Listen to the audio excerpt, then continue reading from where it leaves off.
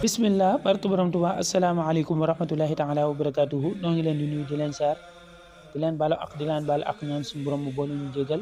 di ñaanal Cheikh Mouhamadul Muntaxa mu yàgg fi loolu te ànd ak wér ñu fas yéene dikkaat ak yéen ci seen naafila bés bi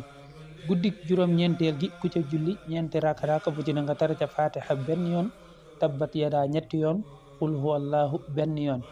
guddik juróom-ñeenteel gi ku ca julli ñeenti raaka bu ci na nga tara ca fatiha benn yoon tabbat yadaa abi lahabin ñetti yoon qul huwallahu ahad ba mu jeex benn yoon dees na ko ca bindal tuyaabay muñkat yëpp ak santkat yëpp te dana mel ne wàcce na ab kaamil te dees na ko ca bindal tuyaabay ku jaamu yàlla juróom-ñaar fukki at yoo xam ne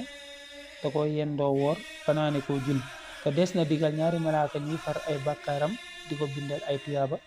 ba bis penc ba te yàlla dana nangu ak julleem ak kooram te dana ko dimbali dana ko taxaw it ba kenn du ko mën a lor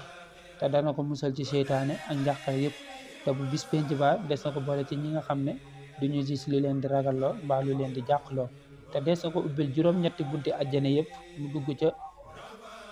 ca bu ko neex te deesu ko xisaab yal nañ yàlla nangul leen wasalaamaaleykum wa rahmatullahi taala wa barakatuhu jërë ngeen jëf